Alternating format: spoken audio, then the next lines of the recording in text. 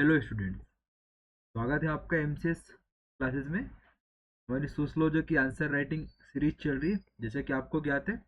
और आज हमारा लेक्चर नंबर कौन सा है? 23। ठीक है, और आज के हमारे टॉपिक क्या है?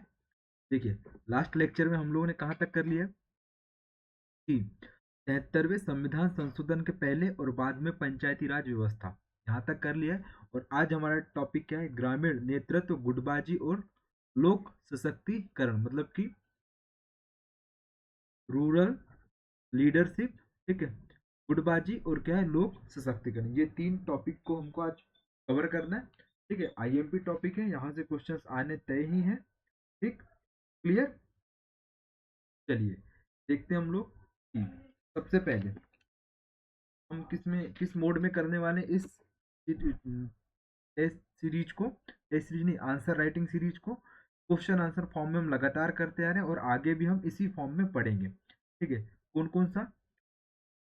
ग्रामीण नेतृत्व, गुटबाजी और लोक सशक्तिकरण। चलिए आज के क्वेश्चन स्टार्ट करते हैं हम लोग कि ग्रामीण नेतृत्व क्या है, इसके विभिन्न प्रकारों का वर्णन करें। ठीक है, अब ग्रामीण नेतृत्व भी कितने प्रकार का होता है ये हमको समझाना पड़ेगा। देखिए 7 मार्कर का क्वेश्चन आप लिख लीजिए यहाँ, 7 मार्कर। ठीक है, अब क्या है, आपको बताना पड़ेगा ग्रामीण नेतृत्व की डेफिनेशन। ठीक है, किसकी? ग्रामीण नेतृत्व की डेफिनेशन की, होता क्या है करके। ठीक है, चलिए अब देखिए ग्रामीण नेतृत्व है क्या। सबसे पहले तो मैकाइवर और पेज ने क्या बोला कि नेतृत्व है क्या, तो जो नेता ग्राम के विकास के लिए कार्य करता है, ठीक है, उस पे अपने समुदाय की संस्कृति, परंपरा, कार्य, रीति रिवाजों का गहरा प्रभाव पड़ता है। ठीक है, उसे क्या कहा जाता है? नेता कहा जाता है। या ये बोल सकते हैं नेता वह व्यक्ति होता है जिसके ऊपर समूह के सदस्यों का व्यवहार निर्धारित होता है। ठीक है, तो आपको लिखना पड़ेगा ग्रामीण नेतृत्व क्या है। वह नेता जो अपने ग्रामीण क्षेत्र के विकास के लिए, अपने समुदाय या समूह के विकास के लिए उनके रीति रिवाजों, संस्कृति के हिसाब से कार्यों को संचालित करता है, वही क्या कहलाता है? ग्रामीण नेतृत्व कहलाता है वही। ठीक है, क्लियर। और ये हम यदि बात करें मेकाइवर और पेज ने क्या डेफिनेशन दी है, तो आप लिख लीजिए, नेतृत्व से अभिप्राय लोगों को प्रोत्साहित करने और निर्देशित करने की वह क्षमता है जो पद से पृथक व्यक्तित्व गुणों से उत्पन्न होती है। ठीक है, एक बार और मैं कह दे रहा हूं, आप लिखते चलिए कि नेतृत्व से अभिप्राय, ठीक है, नेतृत्व से अभिप्राय लोगों को प्रोत्साहित करना है। किसको? लोगों को प्रोत्साहित करना है। साथ ही उन्हें क्या करना है? निर्देशित करना है। ठीक है, निर्देशित करने की वह क्षमता है जो पद से पृथक जो पद से पृथक व्यक्तिगत गुणों जो पद से पृथक व्यक्तिगत गुणों से उत्पन्न होती। किससे? व्यक्तिगत गुणों से उत्पन्न होती। ये किसने बोला है? मैकाइवर और पेज ने डेफिनेशन दी है। ठीक है, अब बताना है ग्रामीण नेतृत्व के प्रकार। अब ग्रामीण नेतृत्व दो प्रकार के होते हैं, एक होते औपचारिक नेतृत्व, ठीक है, और दूसरे क्या होते हैं? अनौपचारिक नेतृत्व। ठीक है, ये ग्रामीण नेतृत्व की बात करें। और जो औपचारिक नेतृत्व होते हैं, इनकी नियुक्ति किसके द्वारा की जाती है? सरकार के द्वारा की जाती है। जैसे पंचायत के वार्ड पंच, सरपंच, ठीक है, पटवारी, सचिव और ग्राम प्रधान। ठीक है, ये क्या होते हैं? औपचारिक नेतृत्व होते हैं। ठीक है, जिनका मतलब औपचारिक नेतृत्व की बात करें तो जिनकी नियुक्ति सरकार के द्वारा होती है उन्हें क्या कहा जाता है? औपचारिक नेतृत्व। जैसे हम बात करें इसमें पंचायत के सदस्य, ग्राम प्रधान या पंच, सरपंच, पटवारी, सचिव, ये क्या है? औपचारिक नेतृत्व। और अनौपचारिक नेतृत्व क्या होते हैं? तो परंपरागत रूप से या सामाजिक नियमों के अनुसार जो नेता बनते हैं उन्हें कहते हैं क्या? अनौपचारिक नेतृत्व। ठीक है, जो परंपरा या रीति रिवाज के माध्यम से नेता बनते हैं उन्हें क्या कहा जाता है? अनौपचारिक नेतृत्व। जैसे कि जातीय पंचायत, ठीक है, प्रत्येक जाति की एक अपनी पंचायत होती है, उसका एक प्रधान होता है जो वंशानुक्रम के अनुसार निर्धारित होता है। ठीक है, तो इस प्रकार आपको ये आंसर लिखना है और आपको ऐसा सिनॉप्सिस बना देना है। ठीक है, सिनॉप्सिस नहीं, फ्लो चार्ट बना देना है। फिर आपको औपचारिक नेतृत्व समझाना है और फिर अनौपचारिक नेतृत्व। फिर बढ़िया से आपको लिखना क्या है? कंक्लूजन। तो कंक्लूजन क्या लिखेंगे? सिंपल सा कंक्लूजन है कि ग्रामीण नेतृत्व ग्रामीण विकास को निर्धारित करने में महत्वपूर्ण भूमिका निभाता है, जिससे वो अपने समाज और अपने समुदाय का क्या कर सके? विकास कर सके। क्लियर, ये हो जाएगा आपका क्या? कंक्लूजन। ठीक है, चलिए नेक्स्ट क्वेश्चन में आते हैं हम लोग कि ग्रामीण नेतृत्व की विशेषता को बताते हुए इनके विभिन्न कार्यों का वर्णन करें। सिंपल सा 10 मार्कर क्वेश्चन है, 3 टुकड़ों में बटा हुआ है। ग्रामीण नेतृत्व की विशेषता और उसके कार्य बताना है। तो ग्रामीण नेतृत्व आप लिखेंगे यहाँ पे, उसकी डेफिनेशन 4 से 5 लाइन में। मेकाइबर और पेज यहाँ का नाम यहाँ पे आपको लिखना पड़ेगा, किसी भी एक सामाजिक थिंकर का नाम लिखना पड़ेगा, है ना। अब बताना क्या है आपको, विशेषता। तो विशेषता क्या है, यहाँ आप लिखेंगे वैसी विशेषता की हेडिंग लिखेंगे, और सिंपल से मोड में 1 2 3 फॉर्म, या फिर आप ऐसे लाइन खींच के ऐसा एरो बनाकर भी लिख सकते हैं। तो सबसे पहले विशेषता क्या होती है ग्रामीण नेतृत्व की, सामाजिक राजनीति की प्रक्रिया है, किसकी, सोशल और पॉलिटिकल प्रोसेस है ये, क्या है, सोशल और पॉलिटिकल प्रोसेस है, ठीक है। इसके पश्चात क्या है, यहाँ ग्रामीण नेतृत्व में उच्च जाति एवं प्रभुत्वशाली जाति का नेतृत्व होता है, किसका, उच्च जाति एवं जो प्रभुत्व जातियां होती है उनका नेतृत्व होता है यहाँ पे, ठीक है। जाति पंचायत का नेता होता है जो जातियों के विवादों का निपटान करता है, ठीक है, किसका, जाति पंचायत की विद्यमा उपस्थिति, ठीक है, जो ग्राम स्तर पे न्याय देने का कार्य करती है। इसके पश्चात क्या है, एक गांव की जाति का नेता दूसरी जाति का नेतृत्व नहीं करता है, ये किसकी विशेषता हो जाएगी। और ग्रामीण नेतृत्व कैसी होती है, परंपरागत और वंशानुक्रम होती है, वंशानुगत होती है। ना होगा ना आपने कि एक प्रधान बना तो उसके पापा भी प्रधान रहे होंगे प्राचीन समय में या फिर पुराने समय में, क्लियर। फिर इसके पश्चात क्या है, जो ग्रामीण नेता होते हैं अधिकांश वयोवृद्ध एवं अनुभवी व्यक्ति होते हैं, कैसे होते हैं, वयोवृद्ध एवं अनुभवी व्यक्ति होते हैं। इसके पश्चात क्या है, ये जो ग्रामीण नेतृत्व होते हैं इसमें सामाजिक सांस्कृतिक आधारों का महत्व रहता है, किसका, सामाजिक सांस्कृतिक महत्व का आधार रहता है। इस प्रकार क्या हो जाएंगी इसकी विशेषता। अब आपको लिखना है कि इसके कार्य, तो ग्रामीण नेतृत्व के कार्य कौन कौन से हैं, ठीक है। तो आपको कार्य बताने पड़ेंगे। सबसे पहले क्या कार्य करेगा वो, समूहों के उद्देश्यों की पूर्ति कर रहा है, जो अपना समुदाय होता है उसके उद्देश्यों की क्या करता है, पूर्ति करता है, समूहों की उद्देश्यों की पूर्ति करना, ठीक है। इसके पश्चात दूसरा पॉइंट लिख लीजिए आप, एक योजना का निर्माण करना, किसके लिए, ग्रामीण विकास के लिए क्या करना है, योजना का निर्माण करना, ग्राम स्तर पे करेगा वो, ठीक है। तीसरा पॉइंट लिख लीजिए आप इसमें क्या, नीतियों का निर्धारण करना, नीतियों का निर्धारण करना, ठीक है। चौथा पॉइंट लिख लीजिए आप इसमें, तकनीकी समस्या का समाधान करना, ठीक है, तकनीकी समस्या जो भी आपके क्षेत्र में टेक्नोलॉजी आई है उसको क्या करेगा, समस्या को समाधान करेगा। पांचवा पॉइंट लिख लीजिए, समूह का प्रतिनिधित्व करता है, समूह का प्रतिनिधित्व करना, ठीक है। इसके पश्चात क्या है, आंतरिक संबंधों को नियंत्रित करता है, जो भी समूह समुदाय विशेष के जो व्यक्ति होते हैं उनके मध्य जो आंतरिक संबंध होते हैं यदि उनमें कोई गड़बड़ी आ रही है, फिर किसी प्रकार का विवाद उत्पन्न हो रहा है तो उस विवाद का समाधान करता है। फिर इसके पश्चात क्या है, आदर्शों को आदर्शों का पालन करता है, जो भी समाज के नैतिक नियम या मानदंड होते हैं उनको फॉलो करता है। फिर इसके पश्चात क्या है, पुरस्कार एवं दंड की व्यवस्था रखते हैं कि यदि समाज में किसी व्यक्ति ने अनुचित कृत्य किए हैं जो समाज के नैतिक नियमों के विरुद्ध हैं तो उनके विरुद्ध क्या करता है, वो पुरस्कार दंड देने का कार्य करता है। यदि वह कार्य अच्छा है, नैतिक कार्य है, समाज कल्याण से जुड़ा हुआ है तो उन्हें पुरस्कृत करने की भी कोशिश करता है, ठीक है, कि उन्हें समाज के द्वारा सम्मान भी मिले और उन्हें पुरस्कार भी दिया जाए, क्लियर। तो ये हो जाएगा क्या, ग्रामीण नेतृत्व के कार्य, ठीक है, क्लियर। चलिए नेक्स्ट क्वेश्चन आते हैं हम लोग कि गुटबाजी क्या है, गुटबाजी के प्रकार और उनके आधार का वर्णन करें कि गुटबाजी किन किन प्रकार से निर्धारित होती है। तो गुट, देखो गुट शब्द का प्रयोग ऐसे राजनीतिक समूहों को दर्शाता है, आप यहाँ लिखेंगे गुटबाजी की डेफिनेशन, ठीक है, ऐसे राजनीतिक समूहों को संदर्भित करता है जो सकारात्मक सामाजिक परिवर्तन का कार्य करते हैं, ठीक है, गुट, ठीक है। अब आपको डेफिनेशन क्या लिखनी पड़ेगी, जैसे गुट क्या होते हैं, समाज के वे भाग या समूह होते हैं जो एक दूसरे के विरोधी होते हैं एवं संपूर्ण समाज के बजाय वे अपने उद्देश्यों को बढ़ावा देते हैं, ठीक है। मान लीजिए एक ये समाज है, ए समाज है, अब ए समाज में भी, ठीक है, छोटा ए छोटा बी छोटा सी डी इतने प्रकार के विचारधारा के लोग रह रहे हैं और इनके अपने अपने क्या है, समूह हैं। अब यही समूह जब एक दूसरे का विरोध करेंगे तो उसको क्या कहा जाता है, गुट कहा जाता है, ठीक, क्लियर। तो यही डेफिनेशन लिखना है, गुट समाज के वे भाग होते हैं, समूह होते हैं, इसको क्या बोलते हैं, सेक्टनिज्म भी बोलते हैं, ठीक है। चलिए, तो क्या बताना पड़ेगा आपको कि हाँ, गुट क्या होते हैं, गुट समाज के वे भाग या समूह होते हैं जो एक दूसरे के विरोधी होते हैं एवं संपूर्ण समाज के बजाय वे अपने उद्देश्यों की क्या करते हैं, अपने उद्देश्यों को बढ़ावा देते हैं और उन्हीं की पूर्ति के लिए क्या करते हैं, कार्य करते हैं। अब गुटबाजी के प्रकार, ठीक है, तो आप लिखेंगे सबसे पहले जाति के आधार पर। किसके आधार पर? जाति के आधार पर। दूसरा क्या है? परंपरा और शत्रुता के आधार पर, परंपरागत शत्रुता के आधार पर, ठीक है। परंपरागत जैसे आपके पड़ोसी होते हैं ना, उनसे जमीन को लेकर के विवाद होता है, तो उसके आधार पर। तीसरा गुट लिख लीजिए आप, वंश के आधार पर,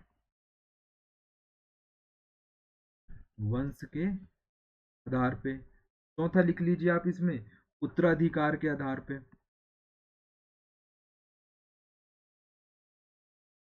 ठीक। पांचवा लिख लीजिए आप इसमें चुनाव के आधार पे।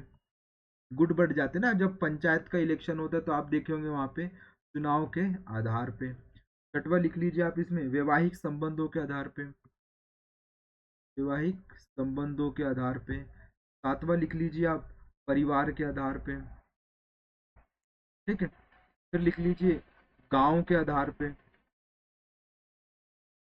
ठीक। फिर क्या है, भू स्वामित्व के आधार पे, क्योंकि बहुत सारे ऐसे आधार हैं, ठीक है, जिनके आधार पर गुट का निर्धारण होता है। फिर क्या है, दसवां गोद लेने के आधार पे, ठीक। फिर क्या है, नैतिकता। ग्यारहवा क्या है, नैतिकता के आधार पे। तो इतने आधार से गुटबाजी का निर्धारण होता है। इसे गुटबाजी के प्रकार बोलते हैं, आधार बोलते हैं, ठीक है। तो एक बार फिर से मैं बोल दे रहा हूँ इसकी डेफिनेशन कि है क्या गुटबाजी। तो गुटबाजी समाज के वे भाग या समूह होते हैं जो एक दूसरे के विरोधी होते हैं और एक संपूर्ण समाज के विकास के बजाय वह केवल अपने उद्देश्यों को बढ़ावा देते हैं और उन्हीं की पूर्ति के लिए क्या करते हैं, कार्य करते हैं, ठीक है। अब इनकी विशेषता देख लेते हैं, गुटबाजी की विशेषता यहीं पे मैं बता दे रहा हूँ आपको। नेक्स्ट क्वेश्चन ही नहीं है, गुटबाजी की विशेषता क्या होगी। तो देखिए, गुटबाजी की सामाजिक विशेषता होगी, ठीक है।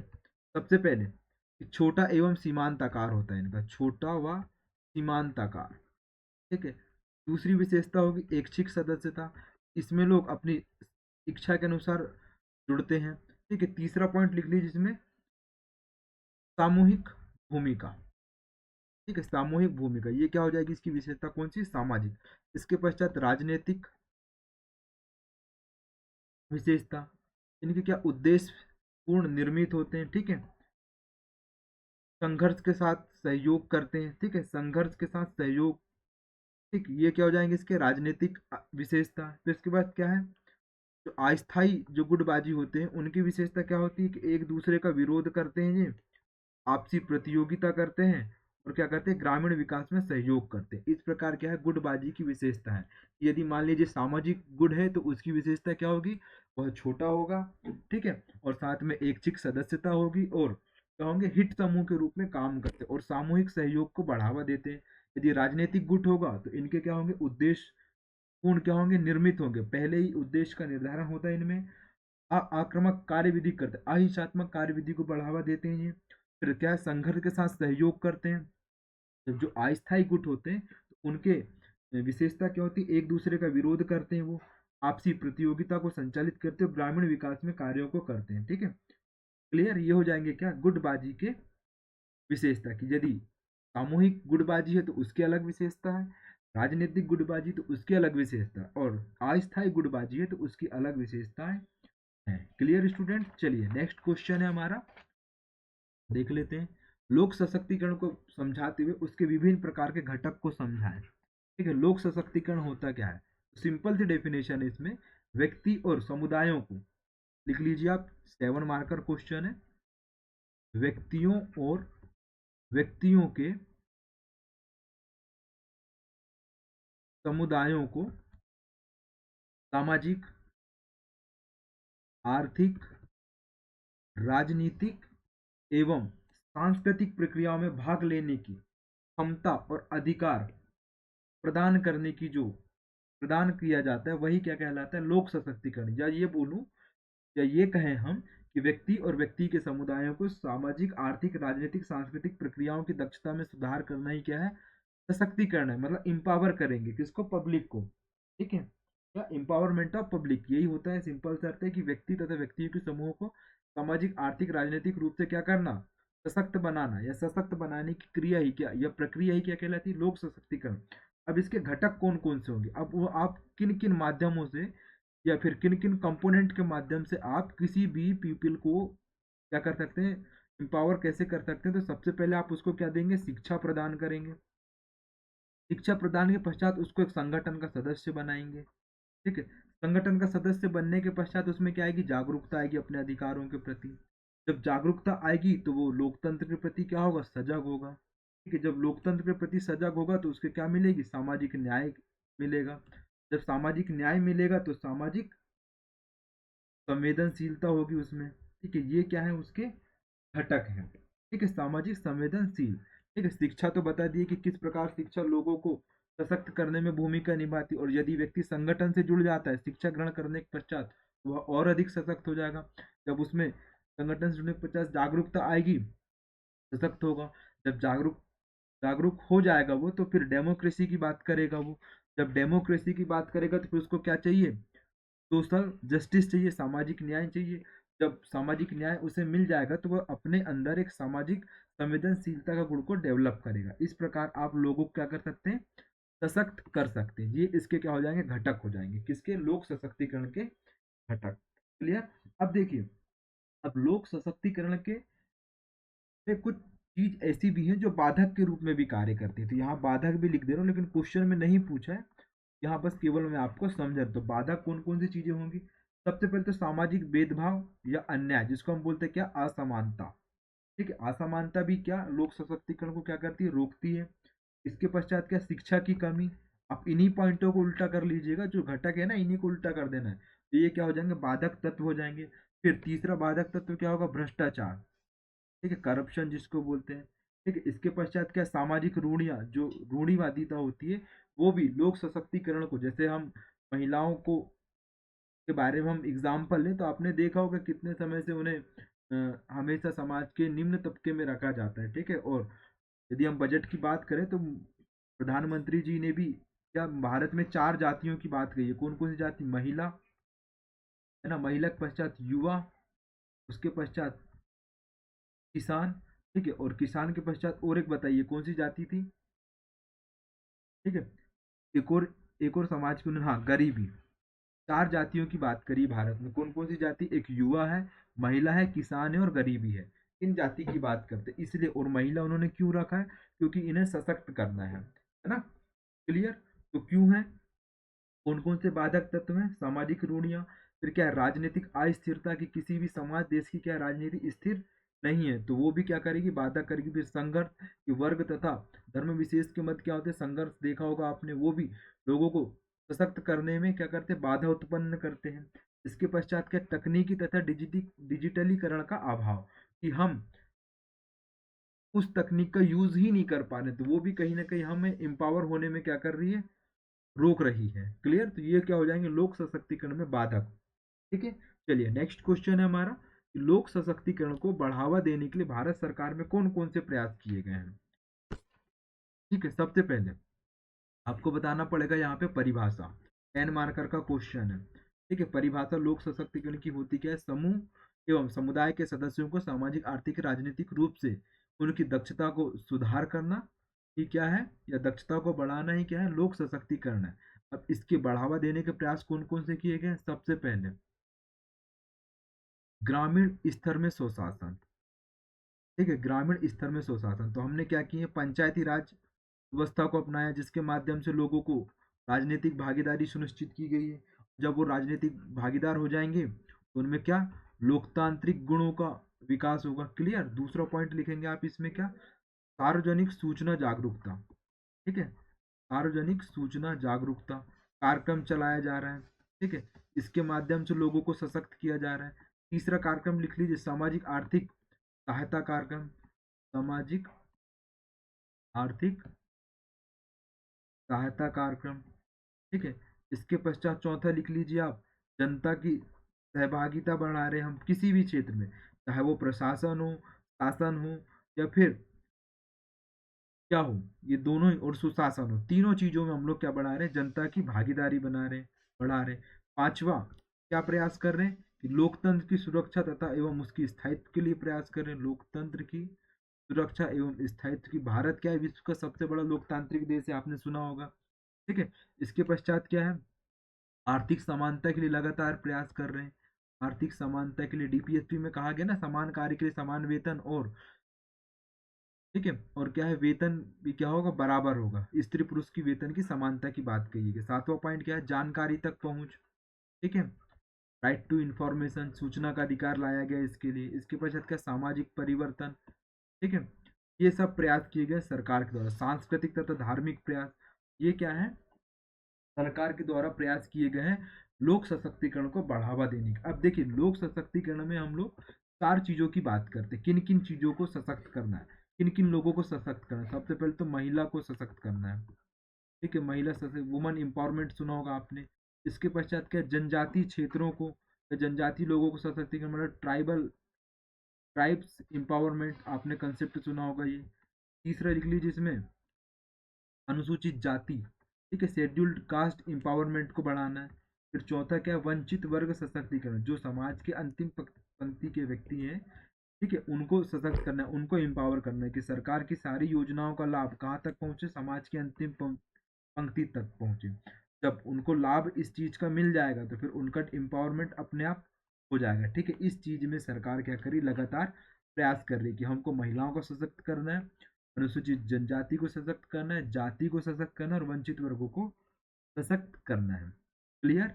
चलिए स्टूडेंट, ठीक है, ये हुई आज की हमारी आंसर राइटिंग की क्लास। और जैसा कि आपको हमारे टेलीग्राम चैनल में क्या मिल गया, हमारे सिनॉप्सिस मिल चुके होंगे। ठीक है, अब उन्हीं सिनॉप्सिस का आपको लगातार अध्ययन करना है, और सिनॉप्सिस का प्रिंट ले सकते हैं या लिख सकते हैं, और फिर आप हमारी क्लास को देखते चलिए। आपकी आसानी से क्या है, आंसर राइटिंग इम्प्रूव होगी, है ना। चलिए, और जो हमारा नेक्स्ट लेक्चर आएगा वो क्या आएगा, ग्रामीण विकास के सामाजिक मुद्दे और रणनीतियाँ।